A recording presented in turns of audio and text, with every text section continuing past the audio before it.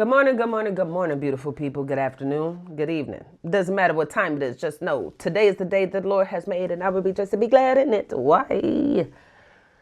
Because God is good, He's good all the time.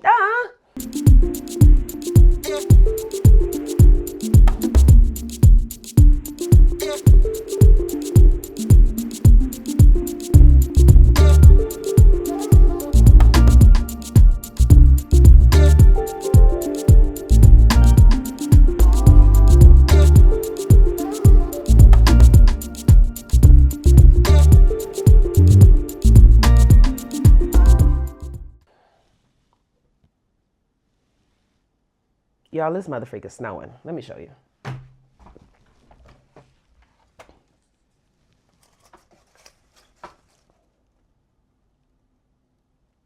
It is motherfucking, what, April 3rd?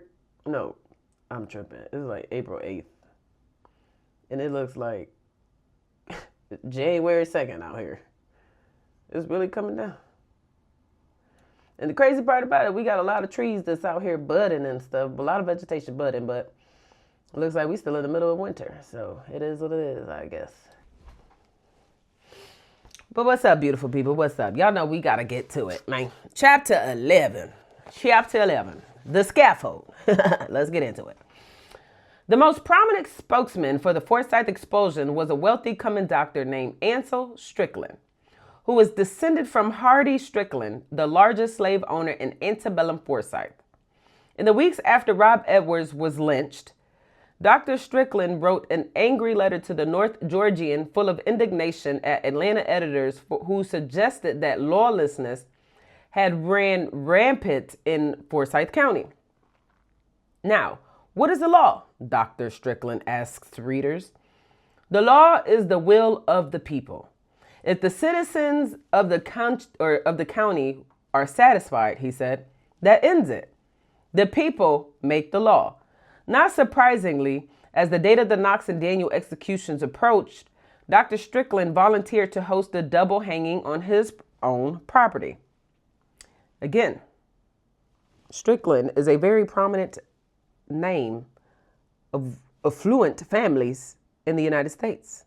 Judge Morris had been clear in his directive from the bench. The death sentences were to be carried out within 1 mile of the county courthouse, in private, and witnessed only by the executing officer, a sufficient guard, the relatives of the defendants, and such clergy as they may desire. Morris knew just how easily a public hanging could become a temptation to mob violence, and so he ordered a stately, discreet affair, then turned plans for the hanging over to Bill Reed.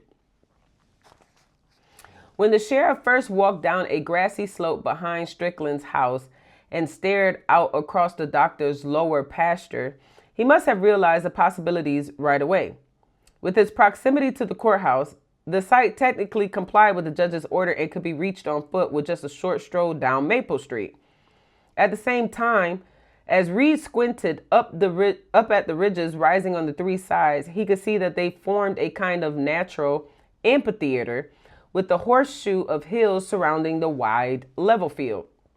Thousands of people could gather on those hillsides with their quilts, their children, and their picnic baskets, and every last one of them would have a clear view of the proceeding, which is nothing but a lynching. The freak you want to see that for? Once the hanging proper began, Reed knew they would cheer for him as he sent 2 convicted black rapists to their doom. Presumed, because they weren't even... Anyways. But in the days leading up to the hanging, people came from miles around to watch the carpenters work. And as they sat on the grassy hillsides, it was easy to see the flaw in Newt Moore's plan. If anything were to happen at the 15-foot fence, if, say, it were to somehow catch fire, the hanging would become not the dignified private affair Judge Morris had envisioned, but a gruesome bit of theater in the round. On Thursday, October 24th, as the little town filled with people eager to witness the county's first legal execution in 50 years, Ernest Knox and Oscar Daniel was just beginning their final trip north. Ernest Knox and Oscar Daniel. If the two cousins held out any last hope as they lay on their cots inside the Fulton Tower, the appearance of a deputy handcuffs at the ready brought home their situation. They were going home to die, surrounded by the same whites who had whipped Grant Smith, lynched Rob Edwards, and driven almost everyone they knew out of Forsyth County. At an order from the deputy, they rose, held their wrists out to be manacled, and shuffled out through a gauntlet of photographers, emerging one last time into the glare of Butler Street. Having been convinced by Mayor Harris that Bill Reed was not the sort of man to oppose a lynch mob, and he's the sheriff, Brown signed an executive order declaring Forsyth to become once more, for the third time in 6 weeks, in a state of insurrection, and directed the 5th Regiment to escort the prisoners on the now familiar trip to Cumming. Knox and Daniel again found themselves at the center of a military parade as they marched along Hunter Street to Terminal Station. Along the way, a reporter who had struggled to get close to the prisoners darted into an office building, climbed the stairs to a high floor, and aimed his camera out a window. The result is a God's eye view of the scene and the last known photograph of 16-year-old Ernest and his 18-year-old cousin Oscar. These are babies, literal children. Again, something similar to what Carmelo Anthony is dealing with now. He's a child. Yet, he's being dragged, ridiculed, and everything, called everything but holy, for feeling like he was in danger and having to defend himself in a society where you are made aware from the moment you come out the womb that here in America there's two. There's a white America and there's a black America. There's this understanding that when you harm your own, there's little to no repercussions. When you harm outside, the repercussions are unimaginable. You don't even have to harm them. You just have to be accused of harming. Those repercussions will be unimaginable.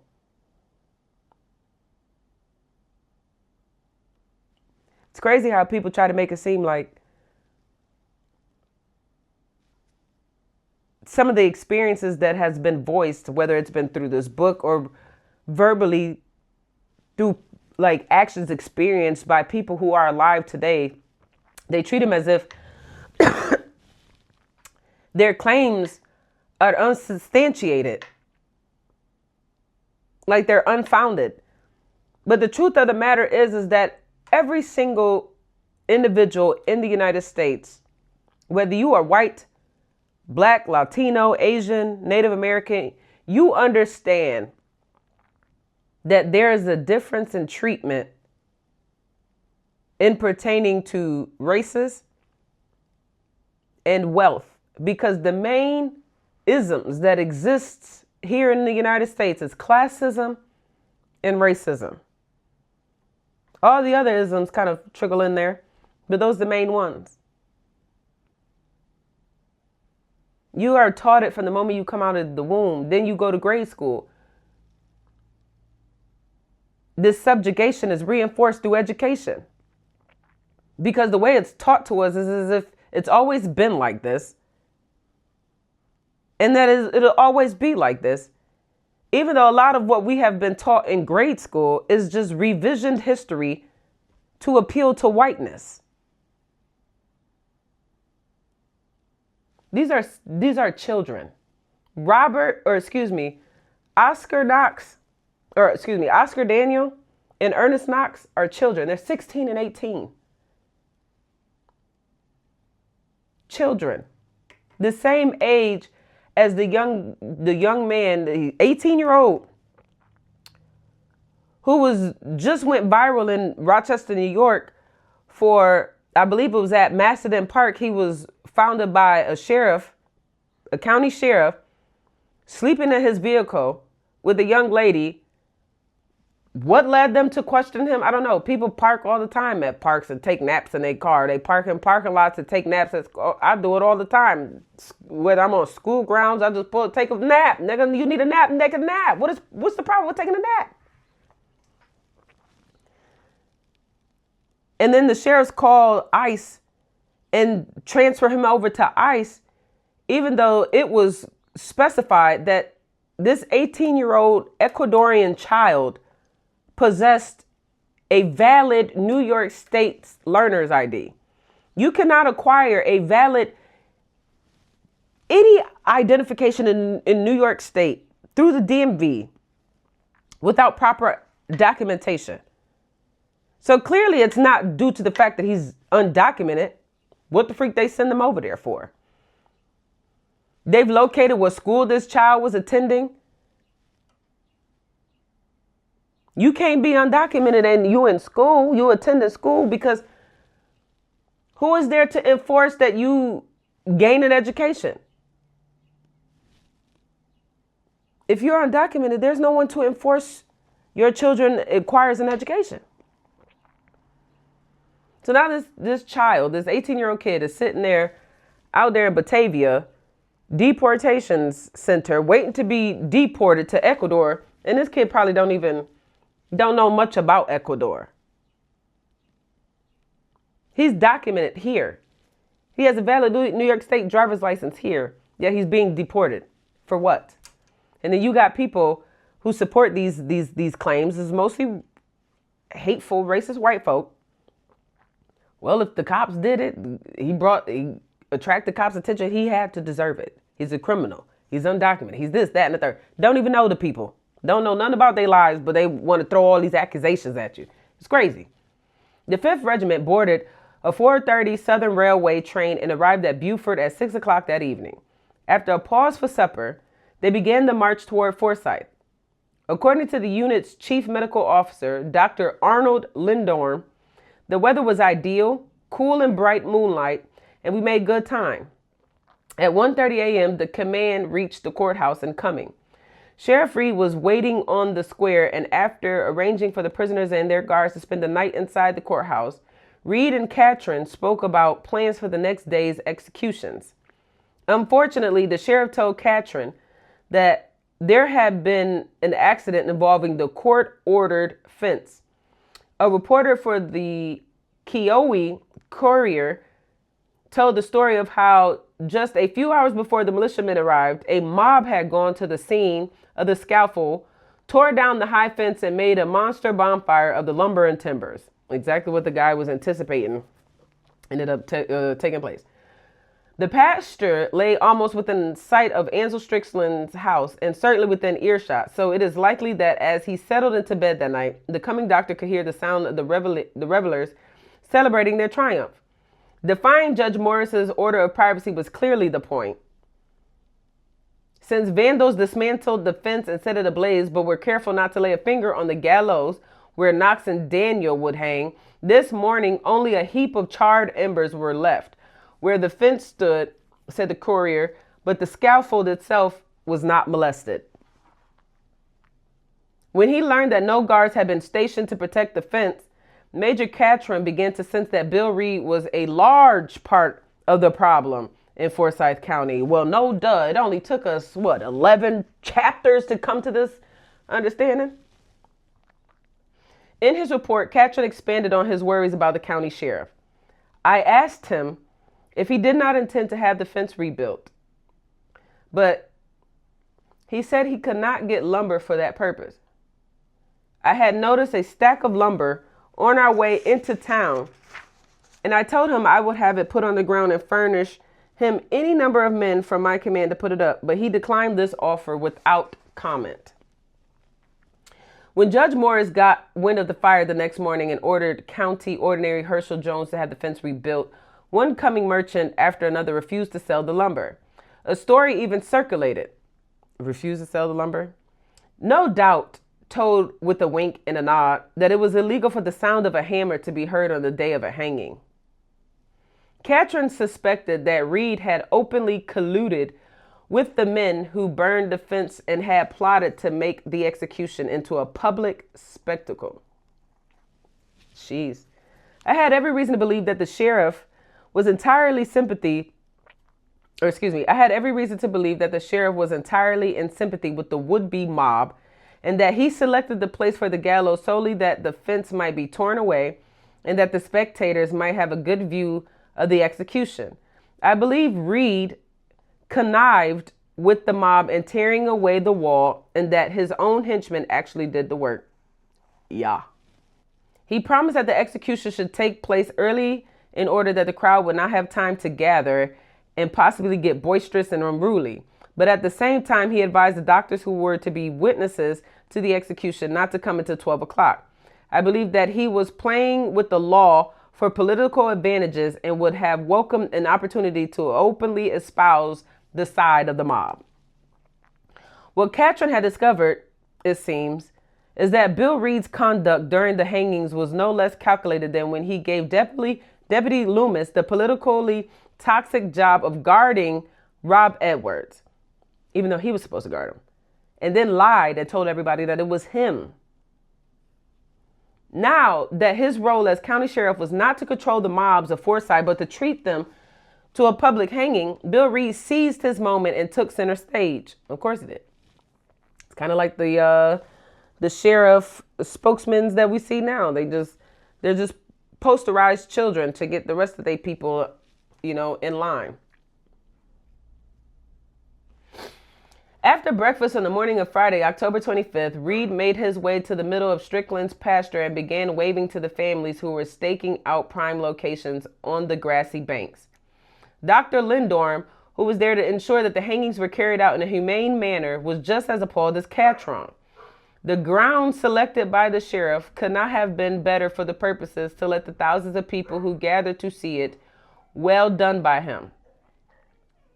The sheriff, it made on the writer the impression of an execution as was indulged in the early times of the 18th century. I'm going to read that again.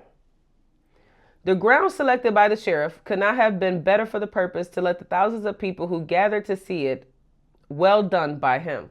The sheriff, it made on the writer the impression of an execution as was indulged in the early times of the 18th century.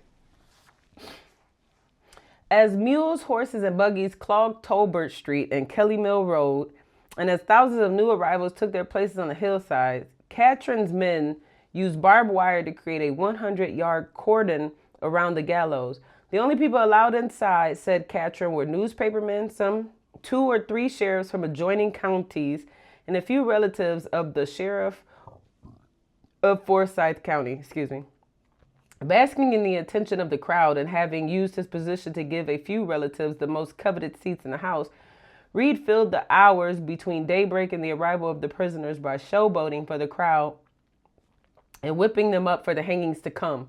He was boisterous and went out where everybody could see him.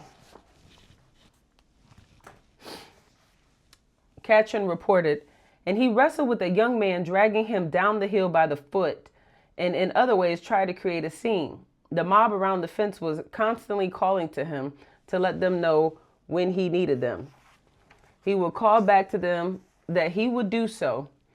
He was constantly yelling to the people around the fence outside. The sheriff so conducted himself that if the sentence of the court could have been carried out without him, I would have placed him under arrest for inciting to riot. He was openly in accord with insurrection. As the anticipation built, more and more people took up their position on the hills above the pasture and waited. Witnesses said, like eager crowds waited for a circus parade, the audience included many fathers and mothers with children on their arms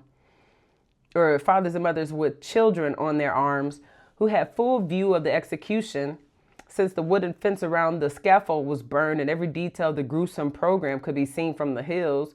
While Catron was disgusted by the festive mood, at no point were his troops challenged by members of the crowd, who seemed to realize that a lynching was now redundant, since Reed had arranged for them to witness all the pomp and drama of a state-sponsored killing. Still, as Knox and Daniel made the half-mile walk from the courthouse, their dread of the gallows must have been matched by a sense that at any moment the mob might grow impatient. As Catrone put it, most of these people were merely idle spectators, but there was a large element of vicious and lawless people, and we had no way of distinguishing them. Before the hanging could begin, there was one more group of guests to be led through the military checkpoint and seated inside the deadline. When they appeared at the edge of the pasture, a hush fell over the crowd, and for the first time all morning, the raucous men quieted down. Mothers shushed their children. Even Bill Reed stopped hamming long enough to take off his hat and assume a somber pose. More than 5,000 people watched as a soldier led Bud and AZ Crow to their seats at the base of the gallows, where as the bereaved parents of the victim, they would have the honor of seeing Knox and Daniel die before their eyes. They were followed by their 20-year-old son, Major, May's oldest brother, then her younger siblings, Ed, Lee, Renta, the twins, Obi and Ovi, 7-year-old Bonnie, and the baby of the family, 18-month-old Esther. Now, if you can't count, including with May, Crow, Ed, Lee, Renta, the motherfucking twins, it's like 8 of them. With this Bonnie and a baby who's 18 months old, technically a year and 6 months old. This was the row of children May, the eldest daughter, had been on her way to fetch almost 7 weeks earlier when someone attacked her in the woods outside of Oscarville. For those gathered on the hillside, the sight was heartbreaking. May's grieving mother and father and their long line of mournful children, trailing behind. As was customary, the condemned prisoners were offered a chance to speak before they were laid up onto the scaffold. Accounts of their last words differ. The Forsyth County News claimed that shortly before his death, Knox confessed, but Oscar Daniel carried his secret of the crime through the trap, denying his guilt to the moment of his death. But another eyewitness said that neither Negro had a word to say, and they went stolidly to their death, apparently unmoved by the fate that awaited them. According to a story passed down in the Crow family, soon after he was led through the barbed wire cordon, Oscar Daniel turned and looked directly at AZ Crow. Oscar held her eye, perhaps hoping to silently communicate to Azzy that whatever terrible thing had happened to her daughter, he'd had nothing to do with it. Either the newspapermen weren't close enough to witness that fleeting exchange, or they chose not to report it. And so for 40 years, the story was a secret May's mother kept to herself. Only in 1952, on her deathbed, did she admit to her daughter Esther that she still remembered the look on Oscar Daniel's face and had carried all her life a terrible fear that the boy was innocent. 1952, about roughly 40 years after this had occurred, because this occurred around 1912-ish. Even if she had wanted to stop the executions at that point, there's probably little AZ that she could have done. The hillsides were packed with thousands of people who had come to see a double hanging, and Major Catron and his troops had strict orders to ensure that a court-ordered death sentence was carried out. Whatever AZ thought in that instant, when her eyes met the eyes of Oscar Daniel, she said nothing. And a moment later, Sheriff Reed and the 2 attending physicians rose and took their places. At a nod from Reed, Deputy Loomis led Knox and Daniel up a narrow wooden stairway and onto the scaffold where 2 thick nooses hung at eye level. In 1912, hanging convicts by the neck until dead was still the primary means of execution, and it would be more than a decade before courts moved to the newly invented electric chair, which gained favor precisely because killing someone with the rope is not as simple as it sounds. American legal authorities have been hanging prisoners as far back as the Jamestown colony, but botched executions were common well into the 20th century. State law stipulated that Forsyth County Ordinary Herschel V. Jones design a scaffold and prepare nooses appropriate for the hanging of Knox and Daniels. Mobs may have simply thrown the end of a rope over a tree limb or the nearest telephone pole, but to play his role in the pageant of capital punishment, Jones had a number of problems to overcome. I think it's interesting. So 1912, hanging convicts by their neck until dead was common. And said more than a decade later, the electric chair came into place. I'm just making a mental note. But these were forms of capital punishment because now they don't even do the electric chair. They do the euthanization thing, where they inject you with some poisons and kill you. The goal was to drop the prisoner from such a height that as the slip knot tightened and the body reached the end of the rope, forces multiplied enough to fracture the spine. That's freaking gruesome. So it's not necessarily the choking that kills you, but it's the impact. If all went according to plan, such a hanging was the most humane form of execution available at the time, resulting in instantaneous and bloodless death. But there were two unsavory risks: decapitation, which the head pops off, or strangulation. You just get choked to death. It's not immediate. If the force generated by a fall was too great, the spine might not be just broken, but completely severed. Many people on the hillsides overlooking the gallows must have recalled the 1900 hanging of a Georgia man named Benjamin Snell, whose execution went so awry that the Atlanta Constitution gave a lengthy account. The heavy rope cut through the neck of the murderer and severed the windpipe and blood vessels and practically pulverized the bones of the neck. The tough muscles at the back of Snell's neck saved the total severance of the head from the body. Blood gushed from the severed arteries almost instantly and dyed the white linen shirt and collar, and then flowed down the clothing, extending to the shoes. It was a spectacle that was most revolting. Had the drop been 4 inches lower, decapitation would certainly have resulted. That's insane. Gruesome. Clearly, whoever planned Snell's hanging had gotten the figures wrong. The most common reason for such errors was a desire to avoid the equally gruesome alternative to decapitation. The sight of a prisoner wreathing, gasping, kicking, and moaning at the end of a rope as he or she died a slow and noisy death by strangulation. This happened when the drop was too short and the forces were not enough to fracture the vertebrae. So I wonder if this is why the necks be so stretched out, because if anybody has ever listened to Billie Holiday's song Strange Fruit, she talks about the stretched, the elongated necks and the bulging eyes. And I wonder if that's why it's so elongated, because it's an attempt to fracture your spine. It's freaking gnarly. It said, this happened when the drop was too short and the forces were not enough to fracture the vertebrae. In such cases, the prisoner eventually choked to death, but it could take as long as half an hour. That's insane. When in early October, Herschel Jones had sketched the scaffold through which Knox and Daniel were to fall, he would have consulted a table of drops that was widely used to calculate the length of the noose, based on a convict's body weight. That's a lot of math. They put math in it.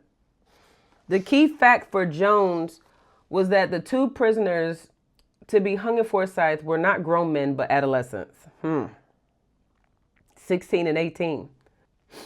For Knox and Daniel, the charts would have recommended a 9 to 10 foot drop, a height normally reserved for hanging women, to snap their necks. Herschel Jones needed a high scaffold and 2 unusually long ropes. I wonder if the longer distance is to accommodate for the lighter weight so you have more time to travel. So when you do come to that abrupt stop, it's just, But instead of your head popping off, being decapitated, your mother freaking spine is fractured. This is some gruesome stuff.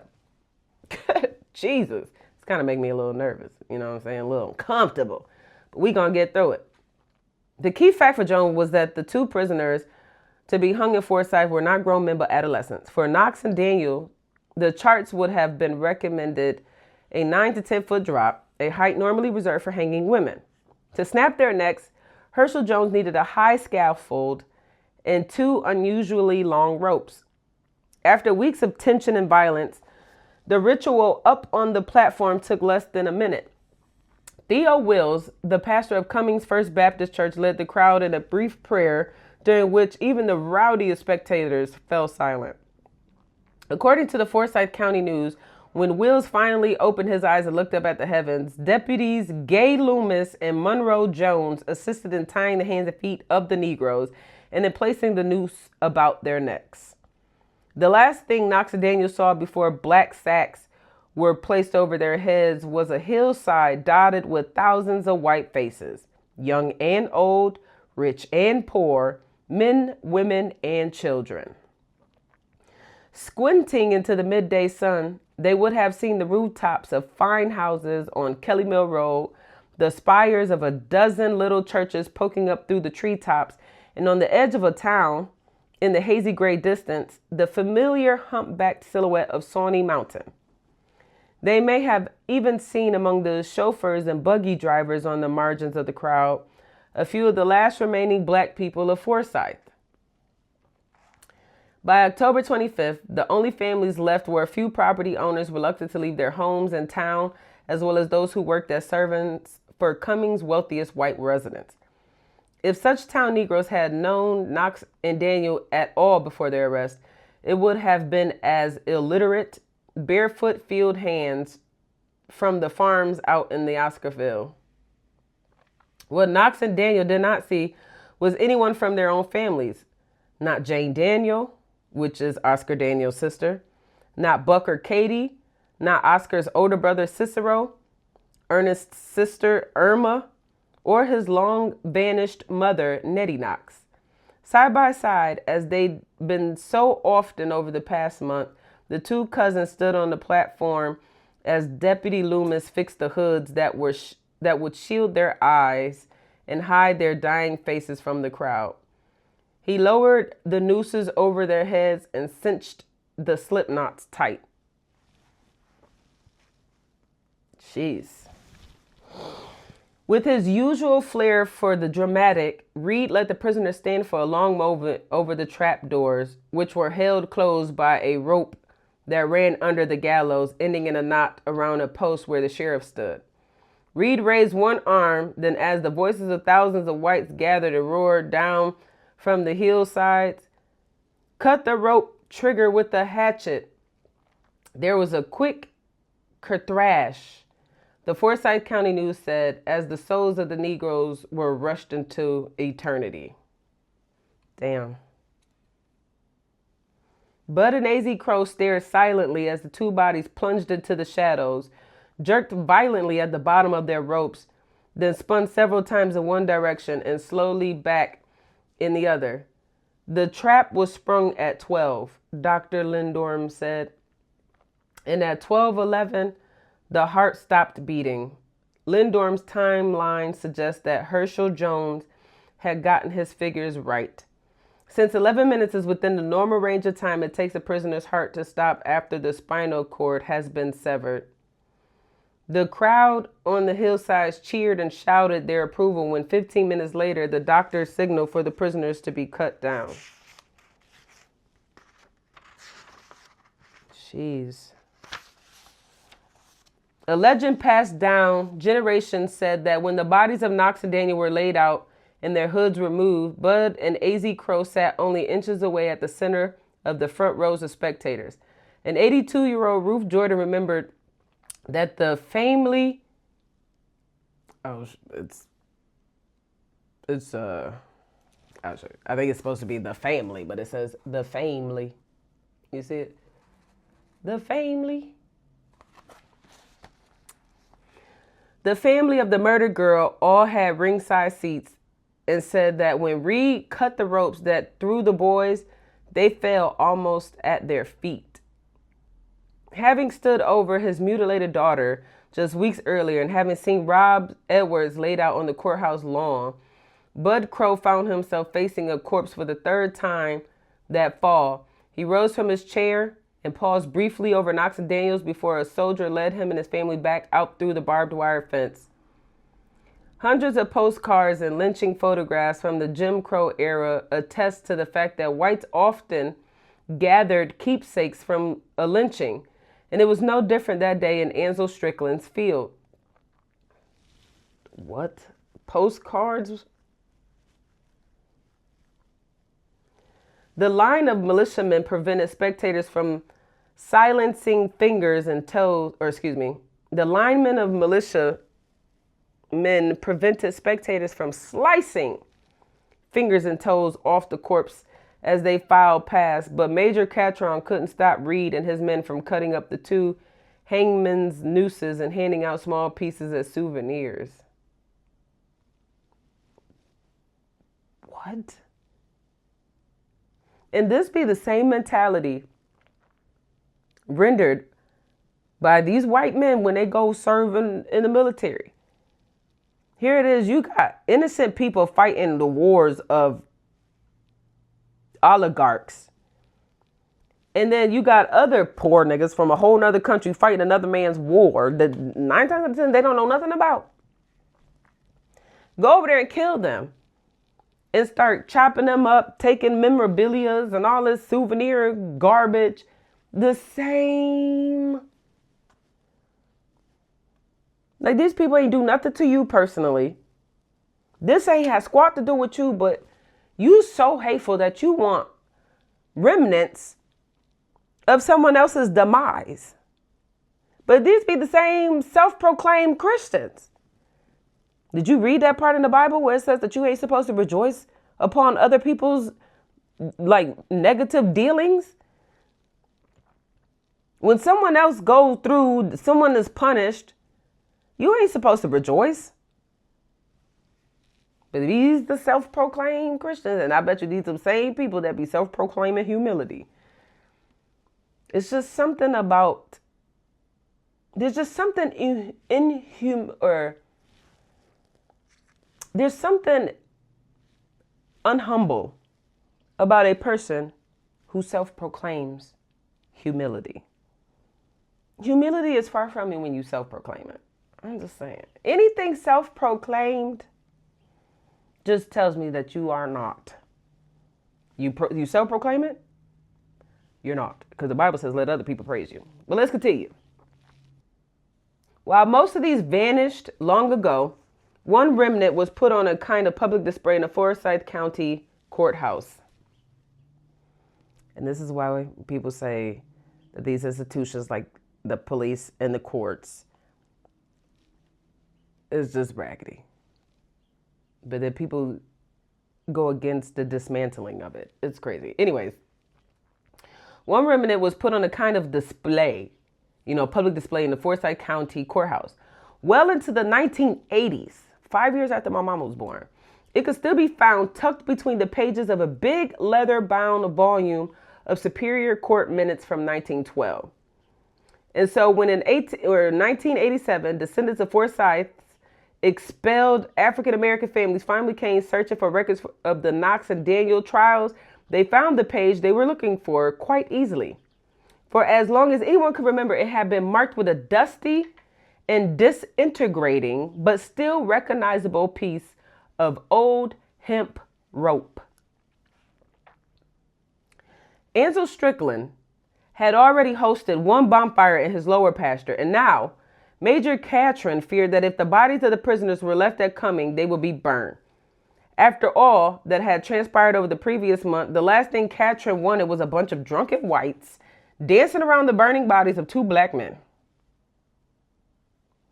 So he ordered his soldiers to place the corpses inside 2 pine boxes provided by the local undertaker and had them loaded onto a hired wagon.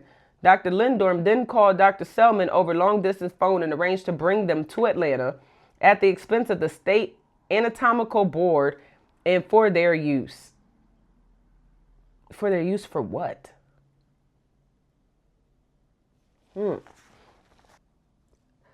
I wonder what happens to people that are convicted like this and then that's murdered. Like, what do they do with the bodies? Do they bury them?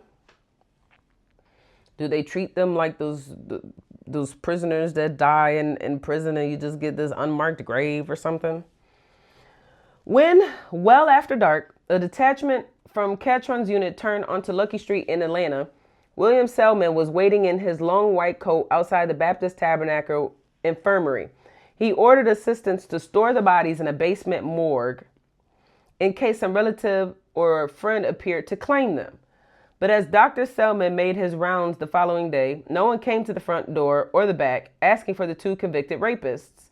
So there was no one to object them, so there was no one to object when Friday morning they were washed and prepared for use.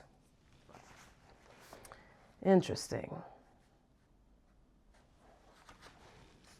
At a nod from Selman, a group of young surgical students lowered their head mirrors, lifted their scalpels, and began examining the lacerations and cracked vertebrae of two anonymous black cadavers. Damn, so they turned them into like an educational like tool or what the freak? These are children, bro. And this is why when it comes to the medical field, Black people hold the sentiment that they hold in regards to them, like the police, through the lens of cynicism, amongst other things. But it's the fact that the medical world has for the longest used Black bodies as their ploys to experiment, to learn, I guess. A lot of the stuff that we know about pain, you know, whether people can endure surgeries with or without anesthesia and stuff, a lot of this came to like knowledge from Black people being subjected to these inhumane circumstances. They murdered these two children. And now these two children are some medical school experiment projects. I love y'all. God bless. Peace. If you want people to think otherwise of you more positively, then give them more positive experiences.